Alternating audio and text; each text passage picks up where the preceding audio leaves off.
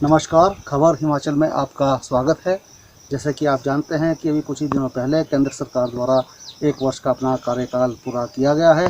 उस 1 वर्ष में उन्होंने क्या क्या कार्यकलाप किए हैं और इसी दौरान जो कोरोना महामारी हमारे देश पर जो है संकट पड़ के उभरी है, उसके लिए उन्होंने क्या क्या जो है प्लानिंग की है, इस सभी को मद्देनज़र रखते हुए और इसी के साथ ही प्रदेश में भी जो है प्रदेश सरकार ने अभी 2.5 वर्ष पूरे किए हैं। इन 2.5 वर्षों का लेखा जोखा दुनिया और प्रदेशवासियों के सामने रखने के उद्देश्य से इन दिनों जो है प्रदेश सरकार द्वारा वर्चुअल रैलीज़ का आयोजन किया जा रहा है। ऐसी ही एक रैली जो है गत 10 जून को शिमला संसदीय क्षेत्र की आयोजित की गई थी, जिसमें जो है 23 लाख लोग जो है इस रैली में सोशल मीडिया के माध्यम से जुड़े थे। और इस प्रकार की जो रैलीज़ हैं वो 68 रैलीज़ पूरे हिमाचल में की जानी है। इसी के तहत आज जो है पच्छाद विधानसभा क्षेत्र की भी वर्चुअल रैली जो है सराह में आयोजित की गई, जिसमें शिमला संसदीय क्षेत्र के सांसद सुरेश कश्यप जी, यहाँ की विधायिका रीना कश्यप जी, कृषि विपणन बोर्ड के अध्यक्ष जो हैं बलदेव भंडारे जी सहित जो है चुनिंदा जो पदाधिकारी थे उन्होंने हिस्सा लिया। इसी के साथ ही यहाँ पर इन सभी लोगों ने अपने विचार रखे और इसके साथ ही जो है हम प्रदेश के मुख्यमंत्री जयराम ठाकुर जी ने भी अपने विचार रखे और जो है इस रैली का जो है आज ये आयोजित किया गया। पच्छाद की जनता की तरफ से माननीय मुख्यमंत्री जी का और समस्त पच्छाद की जनता का इस रैली में जुड़ने में मैं उनका बहुत बहुत स्वागत करती हूँ, अभिनंदन करती हूँ। आज बहुत ही सौभाग्य का विषय है कि इस पच्छाद वर्चुअल रैली में हमारे साथ माननीय मुख्यमंत्री जी जुड़े हैं। ये हमारे लिए बहुत ही सौभाग्य की बात है कि हमें उनका मार्गदर्शन मिलेगा। सभी पच्छाद कार्यकर्ता आपका बहुत बेसब्री से आपका मार्गदर्शन सुनने के लिए आपका इंतज़ार कर रहे हैं। माननीय मुख्यमंत्री जी, आपका हमें मार्गदर्शन मिलेगा, ये हमारे लिए बहुत ही गर्व की बात है। माननीय मुख्यमंत्री जी, जिस प्रकार आपने ईमानदारी से और इस महामारी में आपने जो कार्य किया है, जिसके परिणाम स्वरूप आज आप पूरे देश में बहुत ही लोकप्रिय मुख्यमंत्री के रूप में आपने जो स्थान प्राप्त किया है, वो हम सभी के लिए, पूरे प्रदेशवासियों के लिए एक बहुत ही गर्व का विषय है। मैं पूरे पच्छाद की जनता की तरफ से आप सभी को बहुत बहुत बधाई देना चाहूँगी। इसी प्रकार माननीय मुख्यमंत्री जी, आपने हर वर्ग की चिंता करते हुए आपने अनेक योजनाएं तैयार की है और जिसका भरपूर लाभ हमारे सभी वर्ग के लोगों ने उठाया है। ये हम योजना की बात करेंगे, धनी सुविधा योजना, सहारा योजना, मुख्यमंत्री हेल्पलाइन या फिर सामाजिक सुरक्षा पेंशन या फिर नई राहें नई मंजिलें, जिसके तहत हमारे पच्छाद में सरगाणु पंचायत और इससे जगह पंचायत के लिए 4.5 लाख रुपए, जो 4.5 करोड़ जो स्वीकृत हुए हैं। माननीय मुख्यमंत्री जी, मैं तहे दिल से आपका बहुत बहुत धन्यवाद करती हूँ। इसके अलावा जिस प्रकार माननीय मुख्यमंत्री जी एक अभी योजना, एक बीघा योजना जो लॉन्च हुई है, उसका बहुत ज़्यादा फायदा हम जो भी हमारी महिलाएं हैं उनको मिलेगा। वो बहुत ज़्यादा इस योजना से खुश है। माननीय मुख्यमंत्री जी, मैं आपका बहुत बहुत आभार व्यक्त करती हूँ। इसके अलावा अभी एक और योजना, पंचवटी योजना, जो ये लॉन्च हुई है, इससे हमारे बुजुर्गों का जो आपने चिंतन किया है, उनके बारे में जो आपने सोचा है, माननीय मुख्यमंत्री जी, ये योजना उनके लिए बहुत ही अच्छी है। और ये जो हमारे सीनियर सिटीजन हैं, उनको हर प्रकार की सुविधा इस योजना के माध्यम से दी जाएगी। माननीय मुख्यमंत्री जी, मैं आपका बहुत बहुत धन्यवाद करती हूँ। आज इस जो ये कोरोना वायरस के चलते हुए कई बच्चे, हमारे प्रदेश के कई बच्चे, कई लोग जो दूसरे प्रदेशों में फंसे थे, माननीय मुख्यमंत्री जी, हमारे पच्छाद के कई ऐसे बच्चे जो दिल्ली में, चंडीगढ़ में, कई ऐसे जगहों में बाहर फंसे थे, माननीय मुख्यमंत्री जी आपके सहयोग से वो बच्चे अपने घर में आ गए हैं। मैं उनकी तरफ से भी माननीय मुख्यमंत्री जी, मैं आपका बहुत बहुत आभार व्यक्त करती हूँ।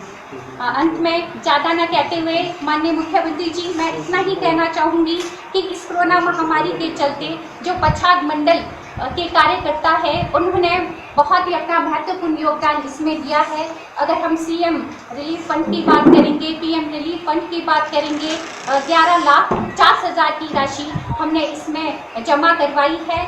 इसके साथ फेस मास्क जो बनाने का कार्य हमारी जो स्वयं जो महिलाएं हैं उनको इसका बनाने की जिम्मेवारी दी थी, उन्होंने बनाई, स्वयं भी मैंने इसमें अपना योगदान दिया और 11,500 मास्क हमने पच्छाद में बांटे हैं। मैं इसके लिए तहे दिल से, जितने भी हमारे पच्छाद के कार्यकर्ता हैं, मैं तहे दिल से आप सभी का बहुत बहुत धन्यवाद करना चाहूँगी कि इस कठिन घड़ी में आप सभी का जो महत्वपूर्ण सहयोग हमें मिला है, मैं तहे दिल से सभी का बहुत बहुत धन्यवाद करती हूँ। ज़्यादा ना कहते हुए एक बारी मैं पुनः माननीय मुख्यमंत्री जी का और सभी का, समस्त पच्छाद की जनता का एक बारी पुनः बहुत बहुत स्वागत करती हूँ, अभिनंदन करती हूँ। धन्यवाद। जय हिंद, जय भारत, जय हिमाचल। अभी हमारे सामने पच्छाद की विधायिका रीना कश्यप जी थी। अभी जो है शिमला संसदीय क्षेत्र के लोकप्रिय सांसद सुरेश शर्मा कश्यप जी भी हमारे साथ जुड़ चुके हैं, तो आइए उनके विचार सुनते हैं। आज की पच्छाद मंडल की इस वर्चुअल रैली में मुख्य अतिथि हिमाचल प्रदेश के यशस्वी मुख्यमंत्री श्री जयराम ठाकुर जी, पच्छाद विधानसभा क्षेत्र की लोकप्रिय विधायक Shrimati Reena Kashyap ji, civil supply corporation के वाइस चेयरमैन और प्रदेश प्रवक्ता श्री बलदेव तोमर जी, मार्केटिंग बोर्ड के चेयरमैन श्री बलदेव भंडारी जी, जिला के अध्यक्ष श्री विनय गुप्ता जी, पच्छाद मंडल के अध्यक्ष श्री सुरेंद्र नेहरू जी, मंडल के दोनों महामंत्री नरेंद्र गोसाई जी, सुरेश ठाकुर जी, मंडल के उपाध्यक्ष शिव कुमार गुप्ता जी, मंडल उपाध्यक्ष अनूप शर्मा जी, प्रतिज्ञा पाल शर्मा जी, ओम प्रकाश शर्मा जी और इस रैली में जुड़े पार्टी के पच्छाद मंडल के सभी वरिष्ठ नेतागण, सभी बूथों के अध्यक्ष, डीएनए बूथ पालक, सभी ग्राम केंद्रों के अध्यक्ष और पन्ना प्रमुख और अन्य सभी कार्यकर्ता बंधु, यहाँ पर विराजमान मीडिया के बंधु, सोशल मीडिया के हमारे कार्यकर्ता, सबसे पहले मैं माननीय मुख्यमंत्री श्री जयराम ठाकुर जी का आज इस पच्छाद मंडल की वर्चुअल रैली में दिल की गहराइयों से हार्दिक अभिनंदन, हार्दिक स्वागत करता हूँ। साथ ही साथ मैं बधाई देना चाहूँगा अपने देश के भारतीय जनता पार्टी के राष्ट्रीय अध्यक्ष जगत प्रकाश नड्डा जी, जिनकी यह सोच कि इस कोरोना काल में पार्टी के कार्य को किस प्रकार से आगे बढ़ाया जाए और डिजिटली आज पूरे देश भर में इस प्रकार की रैलियों का आयोजन हो रहा है। मैं अपने राष्ट्रीय अध्यक्ष जी को बहुत बहुत बधाई और बहुत बहुत शुभकामनाएं देना चाहूँगा।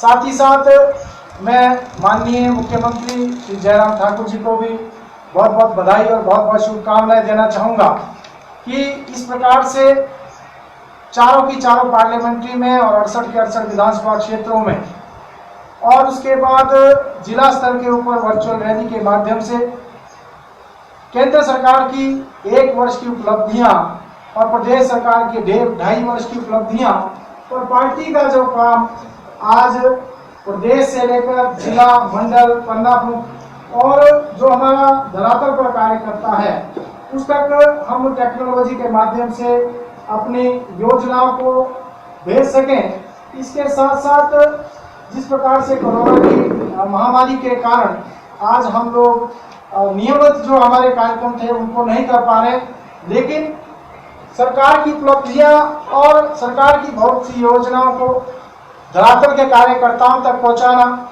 साथ ही साथ कोई व्यक्ति भूखा ना सोए, किसी को किसी प्रकार की दिक्कत ना हो, उनकी समस्याओं की जानकारी लेना और पार्टी के काम को भी इसी प्रकार से आगे बढ़ाते रहना।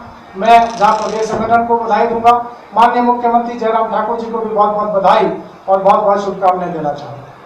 जैसा कि 10 जून को शिमला पार्लियामेंट्री की पहली वर्चुअल रैली हुई और जो आंकड़े उसके बाद प्रस्तुत किए गए 23 लाख से ज़्यादा लोगों ने इस वर्चुअल रैली को देखा, वर्चुअल रैली में जुड़े, तो माननीय मुख्यमंत्री जी को इसके लिए बहुत बहुत बधाई और बहुत बहुत शुभकामनाएं देना चाहूँगा।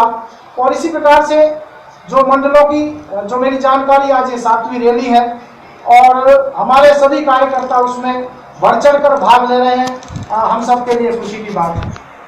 जहाँ तक 1 वर्ष का कार्यकाल केंद्र सरकार का रहा और पिछले 5 वर्ष का जो कार्यकाल, गौरवमयी कार्यकाल माननीय प्रधानमंत्री नरेंद्र मोदी के नेतृत्व में हमने देखा, जिस प्रकार की योजनाएं, चाहे आयुष्मान भारत योजना जिसके तहत 10 करोड़ लोगों को जोड़ने का काम किया गया, उज्ज्वला योजना के तहत 8 करोड़ से अधिक परिवारों को मुफ्त गैस के सिलेंडर बांटे गए, 10 करोड़ से ज्यादा शौचालय इस देश में बने, डिजिटल इंडिया जिसका प्रयोग हम आज कर रहे हैं, आज टेक्नोलॉजी के माध्यम से हम विभिन्न प्रकार के कार्यक्रम कर रहे हैं, stand up India, startup India और इस प्रकार मेक इन इंडिया, बहुत सारी योजनाएं पिछले 5 वर्षों में लागू हुई।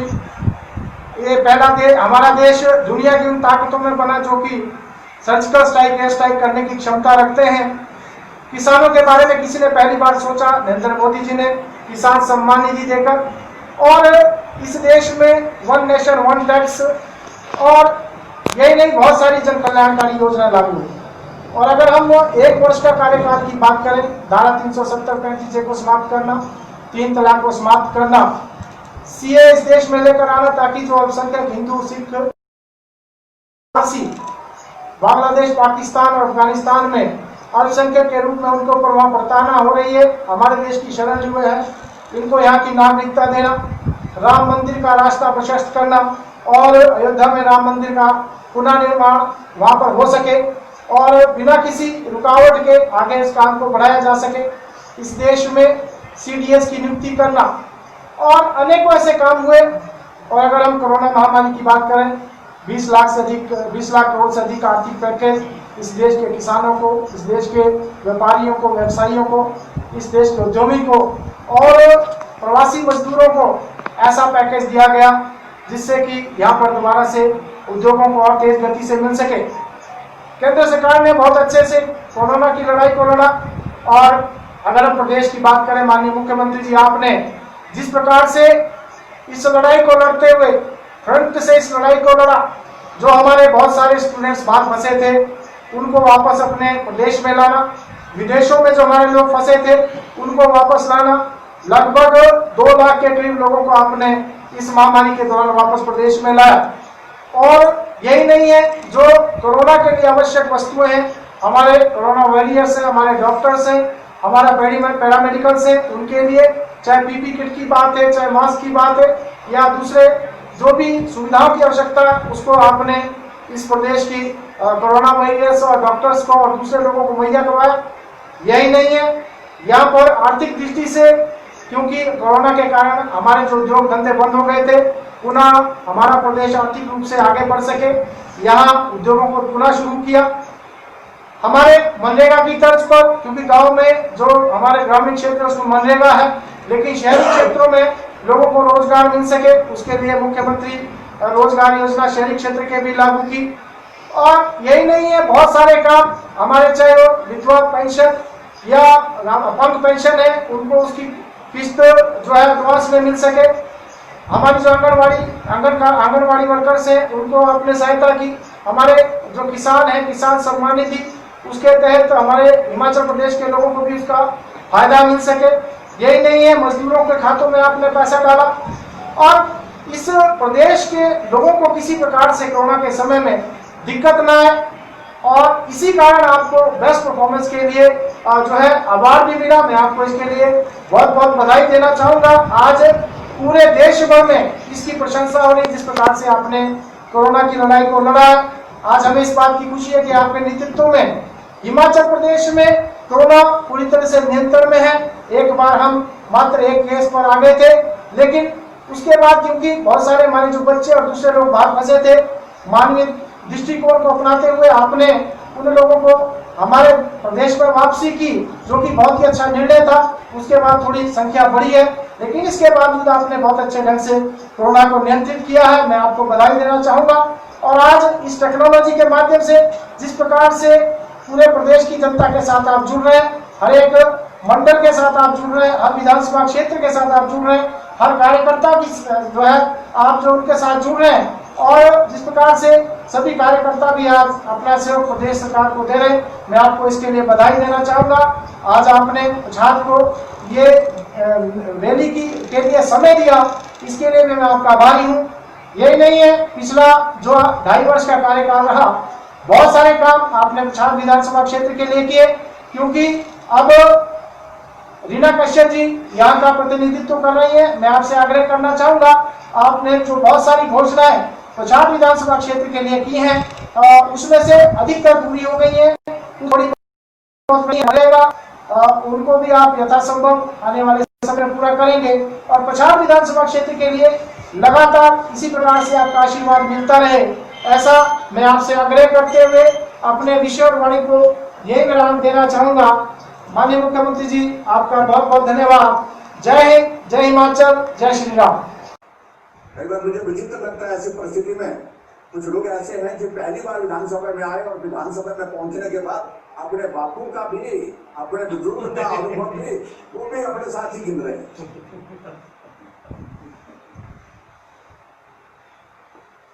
मैं उसको कोई टिप्पणी नहीं करना चाहता हूँ, लेकिन वो ऐसे सुनाने की कोशिश करते कि पता नहीं उनका जीवन तो अनुभव कितना लंबा है। हमको इस विधानसभा के अंदर 25 साल होने लगे। तो ऐसी परिस्थिति में ठीक है, कोई हमको सलाह देता है, अभिनंदन है, सुझाव देता है, अभिनंदन है, लेकिन प्रवचन देता है वो तो भाई उसके लिए हम माफी चाहेंगे। यार वक्त हम प्रवचन नहीं सुन सकते, देने होंगे जिनको देने होंगे उनको देते हैं, ये बात बड़ी स्पष्ट है। और वही परिस्थिति कांग्रेस के नेता हमारे हिमाचल प्रदेश में अगर कोरोना के मामलों को लेकर के अगर बात करें, जब लोग प्रदेश से बाहर के फंसे हुए तब शोर डालते थे, लोगों को ला नहीं रहे, जब लेकर के आए तो बोलते कि मत लाओ, जब ला रहे हैं तो भी परेशान है, तब भी विरोध कर रहे हैं, जब नहीं लाए तो तब भी विरोध कर रहे हैं। आखिर करना क्या चाहते हैं? कांग्रेस पार्टी में नेतृत्व की लड़ाई, एक नेता अलग से चिट्ठी भेजते हैं पूरे मुख्यमंत्री की हैसियत से, एक नौजवान अलग से संदेश देते हैं हमको, अपनी जो है वो वसीयत का जिक्र करते हैं। एक विपक्ष के नेता का चिट्ठी हमको अलग से आती है, कांग्रेस पार्टी के अध्यक्ष की चिट्ठी हमको अलग से आती है। हमने सारे संभाल के रखी है और वो इतिहास का हिस्सा रहेंगे आने वाले समय के लिए। सुझाव देना उसका अभिनंदन है, लेकिन उस सुझाव को फिर भी इस प्रकार से प्रचारित करना जैसे कि हम सबके मार्गदर्शक हो गए वो। ऐसी परिस्थिति में मुझे ज्यादा उनके बारे में नहीं कहना है, लेकिन मैं इतना जरूर कहना था, हमने लोग गोवा से लाए 3500 लोग। हमारा हिमाचल का नौजवान गोवा में होटल में काम करता था, ढाबे में काम करते थे, रेस्टोरेंट में काम करते थे, उनको वापस लाए, 2 ट्रेनों में वापस लाए। हमने लोगों को बेंगलोर से लाया, बच्चों को कोटा से लाया, बच्चों को मुंबई से लाया, पुणे से लाया, जो पढ़ने के लिए गए थे, लोगों को लाया वहां से, चंडीगढ़ से ले गए, दिल्ली से ले गए, और 2 लाख लोगों को हिमाचल प्रदेश में हमने पहुंचाया। और हमने उस पर खर्च किया लगभग 14-15 करोड़ रुपए। कांग्रेस पार्टी ने बिल बना दिया अपना कि हमने सैनिटाइजर बांटे, हमने मास्क बांटे, हमने पीपी किट बांटे, और अपनी पार्टी हाईकमान को चिट्ठी भेज दी कि 12 करोड़ रुपए का बिल हमको जो है वो भेज दीजिए, 12 करोड़ रुपए भेज दीजिए। हमने इतना पैसा खर्च किया। हम ढूंढते रहे, तलाशते रहे, कहाँ कांग्रेस की पीपी किट है, कहाँ? तो इस तरह से तो आदमी अपनी पार्टी को ही लूटने से नहीं डरते हैं। आप कल्पना कर सकते हैं कि कहीं अगर देश में इनकी सरकार हो, कहीं अगर प्रदेश में इनकी सरकार होती तो कल्पना करिए अब क्या स्थिति हो। इसलिए मित्रों, बहुत अलग तरह के हालात हैं, बहुत अलग तरह की परिस्थिति है। हमने हिमाचल प्रदेश में जो कोविड-19 के दौरान जो चीजें करने की बातें थी उनको करने की कोशिश की। जो हमारे पेंशन, जिनको पेंशन देते थे, हमने 3 महीने की बढ़ोतरी और बढ़ी हुई पेंशन के साथ उनको एडवांस में पेमेंट। हमने हिमाचल प्रदेश में जो होटल वाले हैं उन होटलों के बिल, पानी के और बिजली के 6 महीने के लिए हमने वो माफ कर दिए। आदरणीय प्रधानमंत्री ने जन धन योजना के अंतर्गत 5,90,000 महिलाओं के खातों में 500 रुपए अप्रैल और मई का पैसा जो है उनके खाते में पहुंचा दिया। किसान सम्मान निधि के अंतर्गत हिमाचल प्रदेश में 8,74,000 हमारे किसानों के खाते में 2-2 हजार रुपए आए। और उसके बाद अतिरिक्त प्रधानमंत्री जी ने देश के लिए 20 लाख करोड़ रुपए की घोषणा की, पैकेज की घोषणा की। उसमें से भी बहुत मदद हिमाचल प्रदेश को भी हासिल हुई। लेकिन फिर भी ये संकट का दौर है, हम इस बात को मानते हैं। संकट के दौर में से हम निकलेंगे, सब मिलकर के निकलेंगे।